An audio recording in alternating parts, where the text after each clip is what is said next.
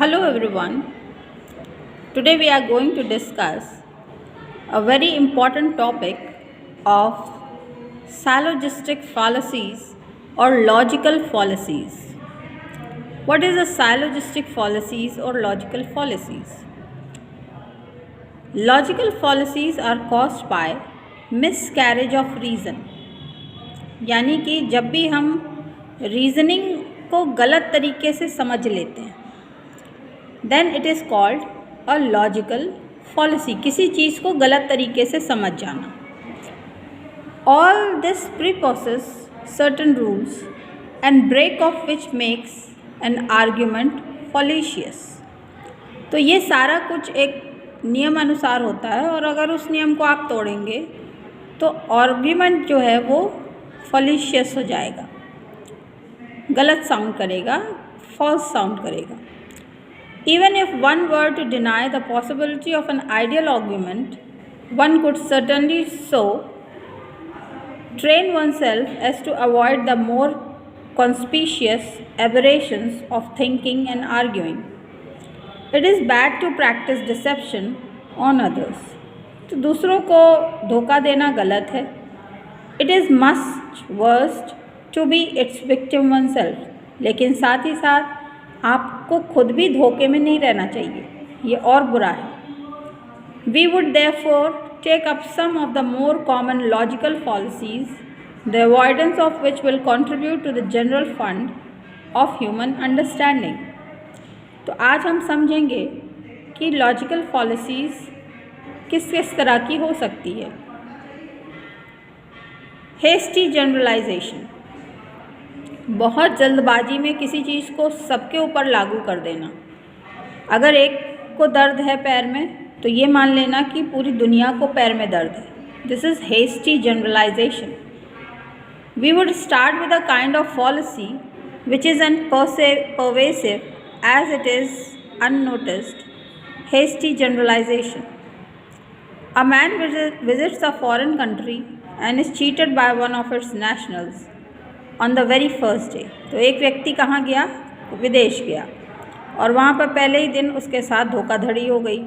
वहाँ के जो नेटिव्स थे उन्होंने उसको धोखा दिया, उनके साथ चीटिंग हो गई. If this leads him to conclude that all the nationals of that country are cheats, he would be guilty of having made a hasty generalization.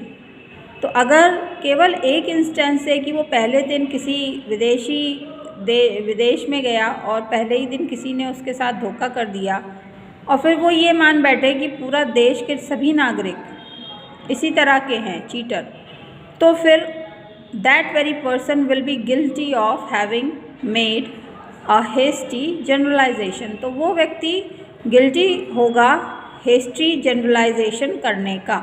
उसने जल्दबाजी में सबके ऊपर ये अपना ओपिनियन थोप दिया कि सभी लोग चीटर हैं.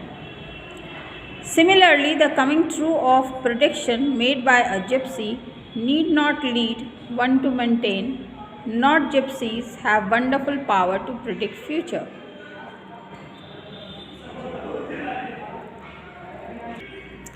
इसी तरह से यदि किसी एक बंजारे ने कोई उद्घोषणा कर दी, कोई प्रेडिक्शन कर दिया और वो सही हो गया, तो ये नहीं मान लेना चाहिए कि सारे ही बंजारे फ्यूचर को प्रेडिक्ट कर सकते हैं. It is not a question one arrives at generalization. It is not a question of generalization being true और अनट्रू. तो आपको अब जनरलाइजेशन सच हो रहा है या झूठ हो रहा है इससे मतलब नहीं है, लेकिन आप एक के साथ अगर कोई घटना हुई तो उस घटना को जनरलाइज आप नहीं कर सकते सब के ऊपर. This what makes it a fallacy is the way one arrives at generalization. तो उसको फॉलिसी कब क्रिएट होती है कि जिस तरीके से जनरलाइज किया जा रहा है. दस It may indeed be the case that police in particular town are corrupt, but the single incident involving police corruption should not be basis of generalization that police in the town are corrupt. तो कोई एक police वाला अगर रिश्वत ले रहा हो तो ये नहीं आप जनरलाइज कर सकते कि पूरा का पूरा पुलिस डिपार्टमेंट ही वैसा है या सभी जो पुलिस मैन हैं दे आर करप्ट। आप ये नहीं कह सकते। In that case you will be guilty of hasty generalization. A negative instance of hasty generalization will be the statement that no homeopath can be trusted, since in one particular case homeopathic medicine did not work. तो एक और example है कि अगर किसी एक disease को cure करने में होम्योपैथिक मेडिसिन नहीं काम करी तो आप ये नहीं कह सकते हैं कि होम्योपैथिक मेडिसिन काम ही नहीं करती है। Many similar instances can be cited where the conclusion reached does not have adequate evidence to back it. तो इस प्रकार से आपको बहुत सारे एग्जाम्पल्स मिल जाएंगे। फिर आइए अनडिस्ट्रीब्यूटेड मिडल पे। What is undistributed middle? A typical form of reasoning is a 3 members argument called syllogism. अब ये जो आपको मैं पढ़ाने जा रही हूँ, so I was saying that this part of which is called syllogism is the very very important part which is asked in all the competitive exams in India. I have seen it been asked in IAS, PCS and other important national exams. So it means a form of logical reasoning consisting of 3 propositions. तो इसमें syllogism क्या होता है, 3 statements होते हैं और logical reasoning आपको इसमें करनी पड़ती है। तो आइए आपको इसको तरीका बताते हैं। आपके सामने एक एग्जांपल है, यू हैव 3 स्टेटमेंट्स। एक में लिखा all man are mortal, second is John is a man, third is therefore John is mortal. तो all man are mortal, John is a man, तो थर्ड आ गया therefore John is mortal. So 1 and 2 are called major and minor premise respectively. 3 is the conclusion. अब all man are mortal, सभी व्यक्ति मरणशील हैं, और John एक व्यक्ति है, तो इससे कंक्लूजन क्या निकल रहा है कि जॉन इज़ मॉर्टल। तो पहला और दूसरा जो है माइनर प्रीमाइस है and third is the conclusion. Man which is common in 1 and 2 is called middle term. तो आप फर्स्ट और सेकंड में अगर आप देखेंगे तो यू विल फाइंड कि MAN मैन और MEN मैन जो है वो कॉमन टर्म है दोनों में ही, तो ये कहलाता है मिडिल टर्म। ये देखिए ऑल मैन, तो ऑल नहीं है दूसरे सेंटेंस में, आर नहीं है, मॉडल नहीं है, केवल एक टर्म दोनों में कॉमन है, वो है मैन, तो यही कहलाता है middle term. For sound reasoning it is necessary that middle term be distributed in the least one premise, that is it denote all the members of the class to which it refers. तो जो अगर sound reasoning आपको अच्छी reasoning करनी है तो ये बहुत ज़रूरी होता है कि जो मिडिल टर्म है, जैसे इसमें मैन है, वो डिस्ट्रीब्यूट हो जाए at least in 1 premise, that is it denote all the members of the class to which it refers. यानी किसी एक में ये मिडिल टर्म सभी के ऊपर लागू अगर हो जाता है तो फिर आप कंक्लूजन तक पहुंच सकते हैं। When this does not happen, अगर ऐसा नहीं होता है, the middle term remains undistributed, which means does not apply to all members of the class to which all the reasoning become fallacious. तो अगर मिडिल टर्म डिस्ट्रीब्यूटेड नहीं होता है पूरे ही members of the class in 1 of the premise, तो फिर reasoning फॉलिशियस है। जैसे ये एग्जांपल लीजिए आप, ऑल डॉग्स आर मैमल्स, तो सारे डॉग्स क्या हैं, मैमल्स हैं। And all cats are mammals, सारी कैट्स भी मैमल्स हैं। अब इसमें अगर आप देखेंगे मिडिल टर्म कौन सा है, mammals. Therefore all cats are dogs, इसलिए सारे ही कैट्स डॉग्स हैं, तो ये फॉलिशियस हो गया। It will be notice that the middle term which is mammals is not distributed in either premise, यानी चाहे पहला प्रीमाइस हो चाहे दूसरा प्रीमाइस हो, किसी में भी ये जनरलाइज नहीं हो रहा है। इसमें कह रहा ऑल कैट्स आर मैमल्स, इसमें कह रहा ऑल डॉग्स आर मैमल्स। अगर हम किसी में भी कह देते कि ऑल एनिमल्स आर मैमल्स तो फिर हो जाता कि डॉग्स आर एनिमल्स, तब वो ट्रू हो जाता, वो फलेशियस कंक्लूजन नहीं होता। लेकिन इसमें क्या हो रहा है, ऑल डॉग्स आर मैमल्स और कैट्स आर मैमल्स, किसी भी प्रमाइस में जनरलाइज नहीं हो रहा है, it's not distributed on the whole class. Therefore निकल के क्या आ रहा है, ऑल कैट्स आर डॉग्स, सारी बिल्लियाँ कुत्ते हैं, जो कि फलीशियस स्टेटमेंट है। इस बात को आप बहुत ध्यान से समझिएगा, क्योंकि ये वाला जो अंडरस्टैंडिंग है, रीजनिंग है, अधिकांश बच्चों को समझ में नहीं आती और ये खूब पूछा जाता है, क्योंकि ये एक प्रॉपर रीजनिंग पैटर्न है। All creatures that are mammals are not dogs, similarly all creatures that are mammals are not cats, therefore the reasoning is wrong and has the fallacy call undistributed middle. तो इसमें एक policy है, कौन सी policy है इसमें, undistributed middle policy. तो दो हम लोगों ने पढ़ ली, एक था हेस्टी जनरलाइजेशन और दूसरा हो गया syllogism with that is undistributed middle. अब आ जाइए excluded middle. The use of the word middle in this policy is non technical. तो इस पॉलिसी में मिडल वर्ड जो है वो नॉन टेक्निकल है and it should not be confuse with the technical use of preceding fallacy. तो इसमें जो इससे पहले हम लोगों ने पढ़ा था उसको हमने कहा था मिडल, अनडिस्ट्रीब्यूटेड मिडल, तो उसके साथ इसको कंफ्यूज नहीं होना है, क्योंकि ये एक नॉन टेक्निकल टर्म की तरह यहाँ पे हम यूज़ कर रहे हैं। Here it means middle position between two extreme. यहाँ पे मिडल का मतलब है, मिडल टर्म से नहीं मतलब है, it is midway between the two extremes wherever such a position exist. तो यहाँ पोजिशनिंग से मतलब है। The absence of one extreme should not automatically mean the presence of other. तो आपको ये नहीं मानना चाहिए कि अगर कोई एक एंड मौजूद नहीं है तो फिर वो दूसरा एंड वहाँ पे मौजूद नहीं होगा, ऐसा नहीं मान सकते। तो अगर कोई एक्सट्रीम एब्सेंट है, अवेलेबल नहीं है, तो आप ऑटोमेटिकली ये मत मान लीजिए कि दूसरा फिर अवेलेबल वहाँ पे हो जाएगा। जैसे रात नहीं है तो दिन होगा ही होगा, ऐसा आप मानेंगे नहीं इस तरह के फैलेसीज में, रीजनिंग में। For example, if a thing is not white, अगर मान लीजिए कोई चीज़ सफ़ेद नहीं है तो इसका मतलब ये नहीं है कि वो ब्लैक ही होगी, और भी कलर की हो सकती है। So it is not necessary that it should be black, for it may as well be grey, red, brown, कोई भी कलर हो सकता है।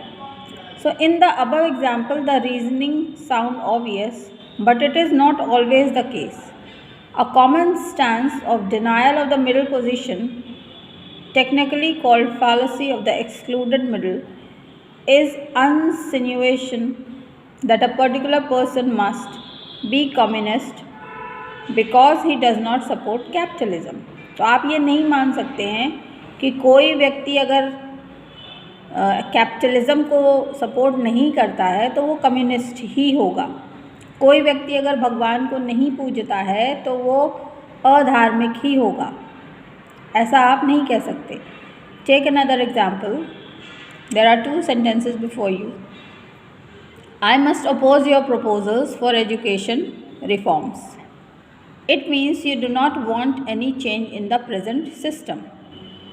तो I must oppose your proposal for education reform, तो मुझे आपका जो प्रपोजल है एजुकेशन रिफॉर्म का उसको अपोज करना चाहिए। तो बी है, इसका मतलब कि आप किसी तरह का चेंज नहीं चाहते हैं। तो ये गलत है, क्योंकि अगर मैं आपका जो प्रपोज़ल है वो रिजेक्ट करूँगी तो इसका मतलब ये नहीं है कि मैं किसी भी तरह का चेंज नहीं चाहती हूँ, मैं केवल वो चेंज नहीं चाहती हूँ जो आप दे रहे हैं। So A opposes on the proposals of B does not necessarily mean that he wants the present system to continue. तो ए बी का ऑपोजिशन कर रहा है, लेकिन इसका मतलब ये नहीं है कि वो ये भी चाहता है कि जो चल रहा है वैसा ही चलता रहे। It may be the case that he wants to propose a different kind of change. हो सकता है कि उसके मन में दूसरे तरह का चेंज का प्रपोजल हो। Excluded middle can sometime take subtle forms.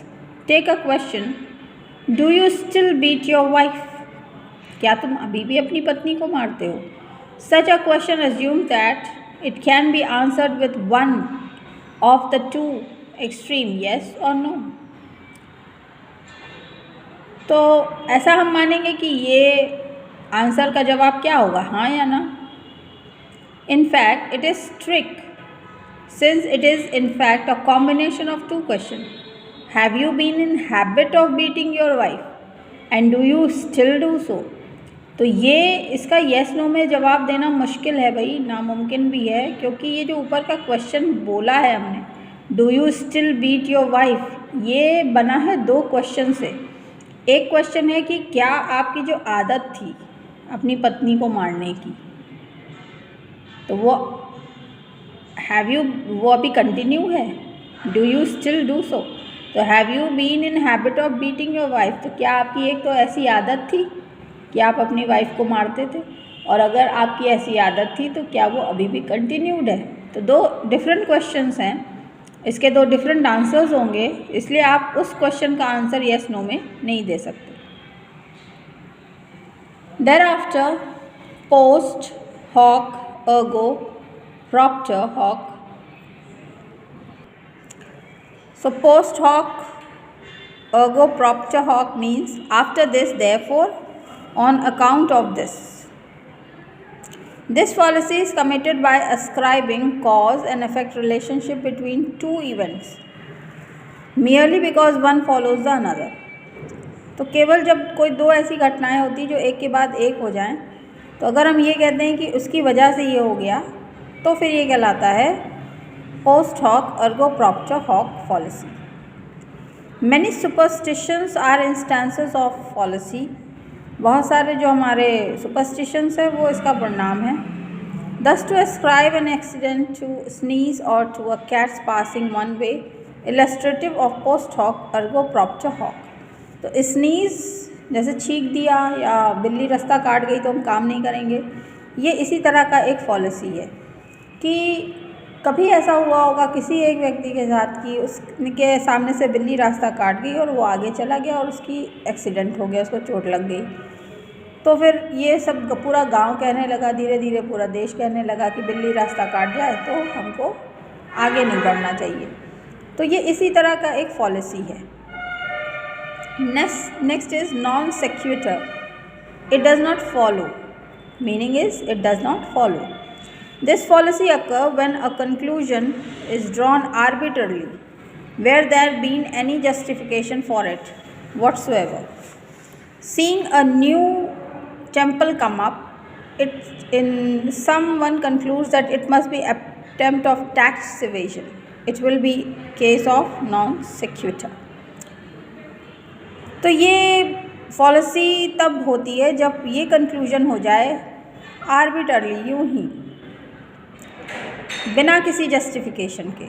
जैसे मान लीजिए कोई नया मंदिर शानदार बन के खड़ा हो गया, किसी ने करवा दिया तो ये कहने लगे अरे इसने टैक्स नहीं पे किया, टैक्स चोरी करी होगी तभी इतना पैसा है और इसने मंदिर बनवा दिया। अब टैक्स नहीं पे किया तो भगवान पे खर्च कर दिया। तो ये जो है केस होता है नॉन सिक्यूटर का। If a weather is foggy, train is late, therefore the weather is foggy. All communists are opposed to US policy, therefore all those opposed to US policies are communist. तो ये सारे non सिक्यूटर के example हैं कि अगर धुंध वाला मौसम है, कोहरा छाया हुआ है और ट्रेन लेट हो गई, तो फिर हम ये कहें कि ट्रेन लेट हो गई इसलिए कोहरा छाया था। या फिर अगर हम ये कहें कि ऑल कम्युनिस्ट जो हैं वो यूएस पॉलिसी के ख़िलाफ़ हैं, और फिर हम ये कह दें कि जितने भी लोग यूएस पॉलिसी के ख़िलाफ़ है वो सारे कम्युनिस्ट हैं। तो ये केसेस है नॉन सिक्यूटर का कि ऐसा नहीं होता, it does not follow. Next is argumentum ad hominem, argument directed to the man. This policy is committed when an appeal is made to a person's self-interest or to something purely personal, to persuade him to adopt a particular opinion or attitude on an issue that it is not altogether personal. There are few examples. तो ये policy तब होती है जब कोई appeal में करता है अपने खुद के पक्ष के लिए, अपने खुद के सेल्फ इंटरेस्ट के लिए, जो कि प्योरली पर्सनल चीज़ें हैं, to persuade him to adopt a particular opinion और एटीट्यूड ऑन दैट इशू, ताकि वो एक पर्टिकुलर ओपिनियन बना सके. For example, I am surprise to hear you criticize non vegetarians. You were yourself at one time on a vegetarian. तो मुझे बहुत आश्चर्य है कि तुम नॉन वेजिटेरियन को क्रिटिसाइज़ कर रहे हो. तुम तो खुद एक समय पे नॉन वेजिटेरियन थे. So this is an example of argumentium ad hominem, argument directed to the man. Likewise, if you say, I don't understand why you are so pro-principle, why you are so much in favor of principle, because you have nothing to gain by supporting him, because तुमको कोई फ़ायदा थोड़ी ना उनको support करके.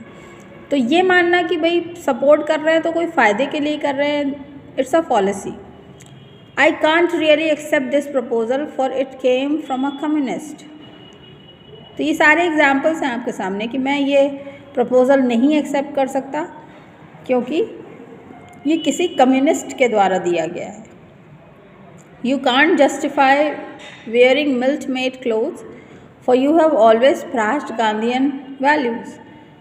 तो तुम justify नहीं कर सकते हो कि तुम मिल्ट मेड क्लॉथ पहनो क्योंकि तुम तो हमेशा गांधीयन वैल्यूज़ को फॉलो करते थे. So these were the example of argument directed to a man. Now argument ad ignoration, argument directed to ignorance. This policy is committed then someone argues that a proposition is truly simply because it has not been proved false, or it is a false because it has not been proved true.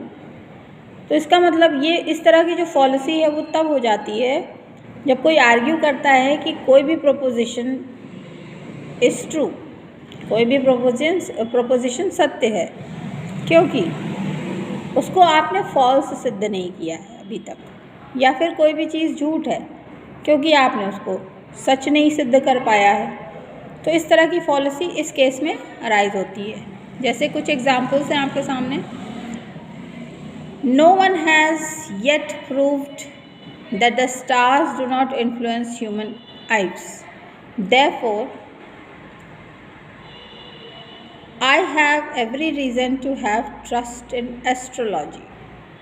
तो कोई ने आज दिन तक ये नहीं prove किया है कि स्टार्स यानी जो नक्षत्र है, तारे मंडल है, do not influence human lifes होना चाहिए वहाँ पे, वो ह्यूमन लाइफ्स को इन्फ्लुएंस नहीं करते हैं. इसीलिए मेरे पास पूरा प्रमाण है, पूरा रीजनिंग है कि मैं एस्ट्रोलॉजी को महत्व दूँ, क्योंकि अभी तक प्रूव ही नहीं किया है किसी ने, इसलिए मेरे लिए मैं इसको पूरा महत्व दूंगा. हाँ, जब कोई प्रूफ कर देगा कि उसका कोई इन्फ्लुएंस नहीं होता है तब नहीं करूँगा, तब नहीं महत्व दूंगा. तो इस तरह की ये पॉलिसी हो जाती है. Science has yet given on unmistakable proof of the evolutionary thesis. The inevitable conclusion is that the story of Genesis as given in the Bible is true. तो साइंस ने बिना मिस्टेक का प्रूफ दिया है evolutionary thesis का, और इसीलिए ये ज़रूरी है कि जो इनएविटेबल कंक्लूजन है about the story of Genesis as given in Bible is true. इसीलिए बाइबल की कहानी सत्य है.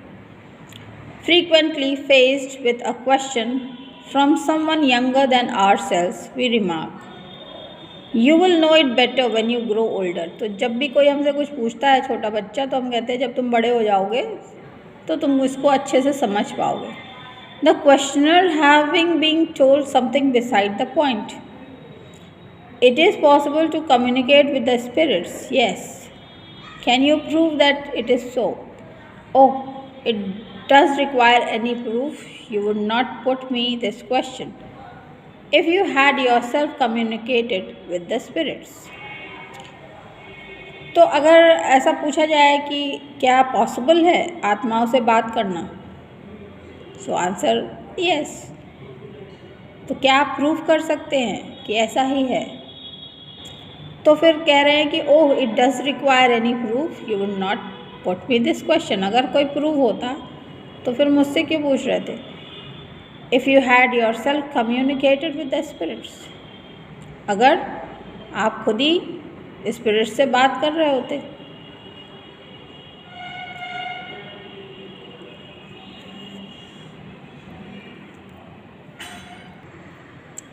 तो इस क्वेश्चन में आप देख रहे हो कि जैसे आपसे पूछा गया कि आप आत्मा से बात कर सकते हो, तो आप बोले हाँ कर सकते हैं। तो फिर बोला कि आप प्रूफ कर सकते हैं क्या? तो बोले अगर प्रूफ रिक्वायर्ड होता तो आप मुझसे इस तरह का क्वेश्चन नहीं पूछ रहे होते अगर आपने खुद बात करी होती तो इस तरह की जो बात होती that comes under the argument of ignorantia, that is argument directed to ignorance, which creates a fallacy. Then comes the argumentum and ad populum, argument directed to popular appeal. This policy consists in appealing to people passions and prejudices rather than to their intelligence. जो लोगों के passion होते हैं, जो उनकी biasing होती है, उसकी तरफ ये डायरेक्टेड होता है, ना कि उनकी इंटेलिजेंस की तरफ। Usually recourse is taken to putting forward an argument calculated to excite the feelings of approval or anger in place of unbiased discussion addressed to the intellect. For example, an orator condemning the grant of equal rights of women asked, एक जो बोलने वाला speaker था उसने विरोध में बोल रहा था granting of equal rights of women, उसने पूछा who is here that would see his own sisters and wife enjoy liberty to do what they choose. बोले बताओ यहाँ पे कौन है जो कि अपनी माताओं बहनों को अपने मन की बात करते हुए देखना चाहेगा। Go about anywhere they like, mix, move and be free with anyone they take a fancy for. तो वो तो पसंद करेंगी कि वो चाहे जहाँ जाएँ, चाहे जहाँ घूमें, चाहे जिसके साथ घूमें, ऐसा कौन पसंद करेगा? So I speak not to disapprove what Brutus spake. That was the first one. So it was an argument directed to the popular appeal. जैसा ज़्यादातर लोग नहीं चाहते हैं कि माताएं बहनें घूमें. So it was something like that. तो people will say yes, we don't want that. और वो एक जनादेश उसको मिल जाता है उस बात को कि नहीं औरतों को लिबर्टी नहीं देनी चाहिए। इसी तरह से I speak not to disapprove what Brutus said, but here I am to speak what I do know. We all did love him once, not without cause. What cause withholds you them to mourn for him, O judgment? Thou art fled to British beast, and men have lost their reason. Bear with me, my heart is in the coffin, there with the Caesar, and I must pause at it. Come back to me. Much propagandist writing and demagogic people's emotions in politics and advertisements is an example of argumentum ad populum. तो ये speech है which is taken from Julius Caesar when Caesar is being murdered. So speaking to the public and trying to get the support on the viewpoint which actually you want. So this is a type of fallacy created. You are using people's emotion, and the fallacy is the fallacy of argumentum ad populum, यानी argument directed to the popular appeal, जो नेता बहुत use करते हैं. Now comes argument ad verecundium, appeal to authority.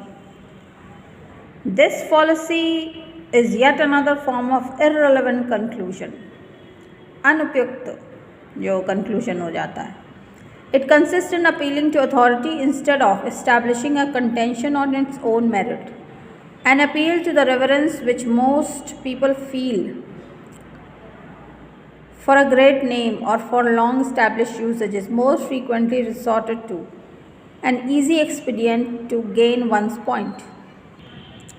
तो argument add वेरिक्यूनियम यानी appeal to authority में किसी एक व्यक्ति को जो जिसका बड़ा नाम शोहरत है, जिसको सब लोग इज़्ज़त करते हैं, उसके ऊपर नाम रख करके हम कुछ भी कहने लगते हैं. For example, all control should be abolish for Mahatma Gandhi was openly in favour of D control. तो सारे कंट्रोल्स हटा देने चाहिए क्योंकि महात्मा गांधी जो हैं डी कंट्रोल के फेवर में थे. इसी तरह से अगर आप कहें कि how do you say that burqa should be removed when our forefathers since generation have been keeping their ladies under purdah system.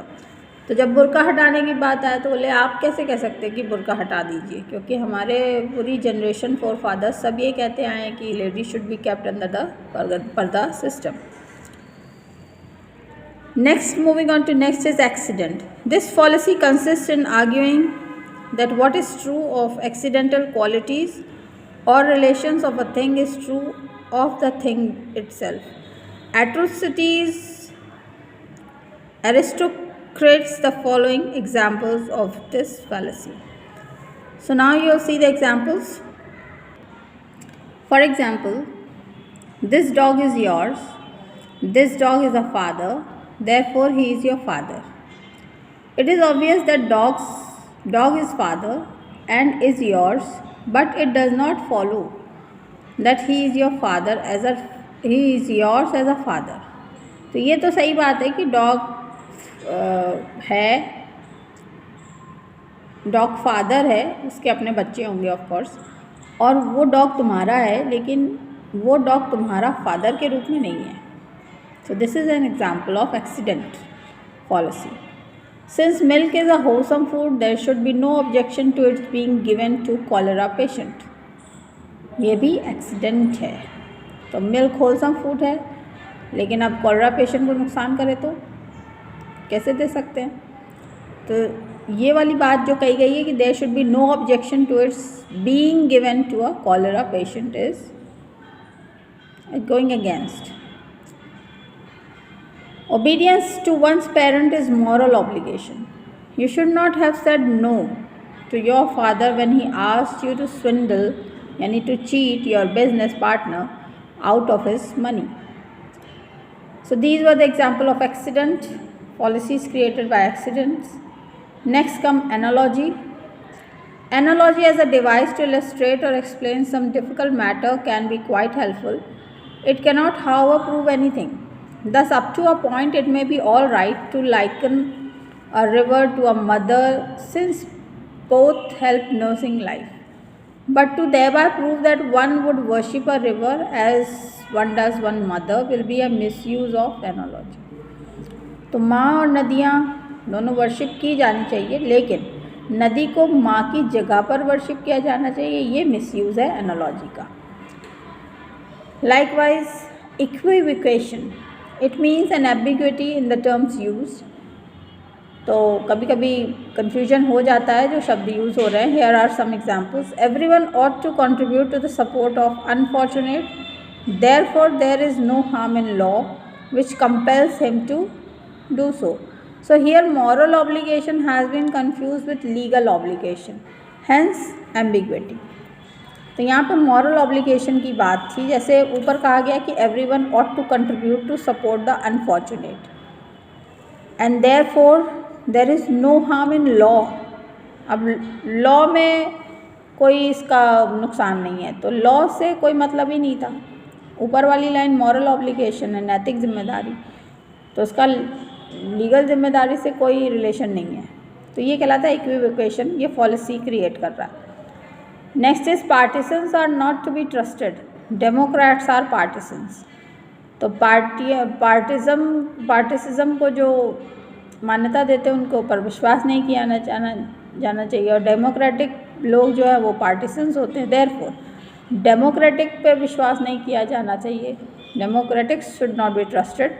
So here the first premise person means persons based in favor of some cause. In the second premise, it means members of a political party. Third example is the end of a thing in its prefecture. Since your love has reached its perfection, must be its end. The word end has been used ambiguously. It first use means go, while the second means last even. तो पहला वाला use जो है वो गोल के लिए है, M के लिए है, और दूसरा वाला आखिरी घटना के लिए है. So this is an example of equivocation which creates a fallacy. Then comes amphiboly. It means an ambiguity due to structure of the sentence. तो सेंटेंस का जो स्ट्रक्चर है उससे अगर आपको कोई कन्फ्यूजन क्रिएट हो जाए तो वो कहलाता है amphiboly. For example, The Duke yet lives that Henry shall dispose. This is capable of two interpretation. तो इसके दो मतलब हो सकते हैं. The Duke who will depose Henry is yet alive. तो एक मतलब ये हो गया कि ड्यूक अभी भी जिंदा है. ड्यूक जो कि डिपोज करेगा Henry is yet alive, and the Duke to whom Henry will depose is yet alive. तो एक मतलब हो गया कि ड्यूक जो खुद डिपोज करे, जो हेनरी को डिपोज करेगा वो अलाइव है, और एक मतलब हो गया कि Duke to whom Henry will depots is yet alive. तो एक ही सेंटेंस के दो मतलब हो रहा है, तो ये कहलाता है एम्फीबोल. इस तरह के क्वेश्चन बहुत पूछे जाते हैं. एक सेंटेंस दे करके बोलेंगे आप इसके दो तरह के इंटरप्रिटेशन क्या हो सकते हैं. A piano for sale by lady about to cross the channel in an oak case with carved legs. तो इसको आप करिएगा और कमेंट करिएगा, बताइएगा कि आप कर पाए इसको कि नहीं. Next is composition. This fallacy is fallen into when we enter that what is true of parts or posts when taken separately, it is also true of the whole. Here are some examples. Every incident in this story is very natural and probable. तो सारी ही incident जो हैं इस story की वो natural हैं और संभावित हैं. Therefore the story itself is natural and probable. इसलिए स्टोरी खुद भी प्राकृतिक और संभावित है. तो दिस इज योर कॉम्पोजिशन और फॉलिसी क्रिएट कर रहा है. It is a fallacy created by composition. No alliance of nation can beat America. चाहे कोई भी अलायंस हो जाए, अमेरिका को बीट नहीं किया जा सकता. Because no single country is as powerful as she. क्योंकि कोई एक देश उसके जितना पावरफुल नहीं है. फिर D, I can afford to purchase a fountain pen, a bicycle, a piano. Therefore I can purchase all. तो मैं परचेज़ कर सकता हूँ फाउंटेन पेन, बाइसिकल, पियानो. तो अलग अलग कर सकता हूँ. हो सकता है 1.5 लाख का पेन हो, 1 लाख की बाइसिकल हो, 1 लाख का पियानो हो. तो ओवरऑल अब 3 लाख खर्च करके शायद मैं ना परचेज़ कर पाऊँ तीनों को. तो नेक्स्ट लाइन में जब हम कह रहे हैं कि आई कैन परचेज़ ऑल, तो मतलब 3 लाख खर्च कर सकते हैं. जबकि यहाँ पे कॉमा लगा है, तो you have a capacity to purchase either of them costing within your pocket. Next come division. This fallacy is exact reverse of the composition. तो ये composition जो ऊपर आपने पढ़ा उसका उल्टा है. It is common when one infer that what is collectively true will be distributively true. तो अगर ये तब होता है जब कोई भी चीज़ जो collectively सत्य है उसको हम डिस्ट्रीब्यूट करें तब भी वो सत्य ही रहे, तब ये इस तरह की पॉलिसी क्रिएट होती है. For example, knowledge of the English language is necessary for nation. Thus every members of nation should study English. तो ये इसी तरह का एक भ्रम है इंग्लिश के बारे में. And it's a very good thing कि ये यहाँ मिल गया मुझे. The knowledge of English language is necessary for nation. किसी भी राष्ट्र के लिए इंग्लिश लैंग्वेज का ज्ञान ज़रूरी है. लेकिन अब ये पॉलिसी है कि that every members of the nation should study English. इसीलिए प्रत्येक व्यक्ति को अंग्रेज़ी आनी चाहिए. This creates a policy of division. And the last one in the list is petitio principii, begging the question. This policy is committed when one assumes what one sets out to prove. तो जो चीज़ prove करनी है उसी को आप मान ही लेते हैं, तो फिर इस तरह की पॉलिसी खड़ी हो जाती है. फॉर एग्जाम्पल सेकेंड वाला ले लेते हैं. I should not do this act because it is wrong, but how do you know that the act is wrong? Why? Because I know that I should not do it. तो अगर आप कहते हैं I should not do this, क्यों? क्योंकि act is wrong. तो आपको कैसे पता कि एक्ट गलत है? क्योंकि मुझे पता है कि मुझे ये करना नहीं है, मुझे करना नहीं है, इसलिए तो गलत ही होगा. So this form of petitio principii is really reasoning in circle. So here each of the two proposition is used in turn to move the truth of the another. So there are many more ways going wrong. The policies are desired above, however are the more typical one for preventing our thinking from being crooked as well as for preventing ourselves from being victims of crooked thinking. And awareness of these policies is most useful. तो ये policies की awareness होनी चाहिए. हम legal field में हैं, law में इसका विशेष स्थान है कि आप इन सारी बातों को जानें. Therefore, the people who are in the field of law should have a very clear understanding of logical and syllogistic policies, because they have to argue in the courts, they have to understand what other people are saying, and then you can easily see the whole thing in the light of understanding and knowledge. So this chapter is going to be of great help to you, and I hope that. Stay blessed. Bye bye for now.